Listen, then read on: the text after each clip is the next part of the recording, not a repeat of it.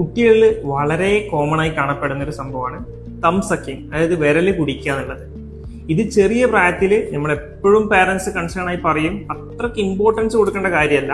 ഇതിനെ കൊണ്ട് ചെറിയ പ്രായത്തിൽ എന്തുണ്ടാവാം, വിരശല്യം ഉണ്ടാവാം, നെയിൽ ഇൻഫെക്ഷൻ വരാം. പക്ഷെ 4 വയസ്സിന് ശേഷം ഇത് തുടർന്ന് നിൽക്കുകയാണെങ്കിൽ നിർബന്ധമായും ട്രീറ്റ്മെന്റ് എടുക്കേണ്ടതാണ്. 4 വയസ്സിന് ശേഷവും ഇത് കാണുകയാണെങ്കിൽ ഇതിനെ കൊണ്ടുള്ള ബുദ്ധിമുട്ട് ഇത് താടിയെല്ലിന്റെ ഷേപ്പ് തന്നെ ചേഞ്ച് ആവാൻ, അല്ലെങ്കിൽ പെർമനന്റ് ആയി വരുന്ന പല്ലിന്റെ നിര തെറ്റാൻ ഒക്കെ കാരണമാകും. ഇത് ഒഴിവാക്കാൻ വേണ്ടി നമുക്ക് എന്തൊക്കെ ചെയ്യാൻ പറ്റും? ഒന്നാമതായി, കുട്ടി തം സക്ക് ചെയ്യുന്നുണ്ടെങ്കിൽ അത് ചിലപ്പോഴൊക്കെ സ്ട്രെസ്സിന്റെ പാർട്ടായിട്ടുണ്ടാവാം.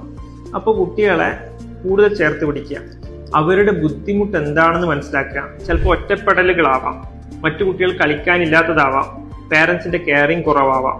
അതൊന്നും ഇല്ല എന്ന് ഫസ്റ്റ് നിങ്ങൾ ഉറപ്പുവരുത്തുക.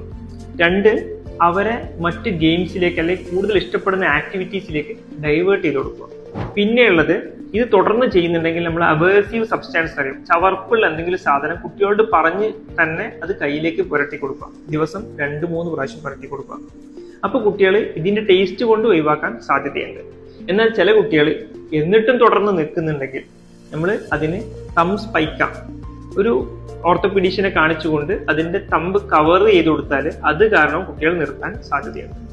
പിന്നെ നമുക്ക് കുട്ടികളെ കൂടുതലായി പോസിറ്റീവ് റീഇൻഫോഴ്സ്മെന്റ്, അത് ചെയ്തില്ലെങ്കിൽ ഇന്ന പ്രൈസ് തരും അല്ലെങ്കിൽ ഇന്ന സാധനം വാങ്ങിത്തരും എന്നുള്ള രീതിയിൽ പറയാം. പിന്നെ കൂടുതലായി കാണിക്കുന്നുണ്ടെങ്കിൽ നമുക്ക് ഒരു ഡോക്ടറെ കാണിച്ചുകൊണ്ട് തം സ്പ്ലിന്റ് ഇടുന്നതും നല്ലതാണ്.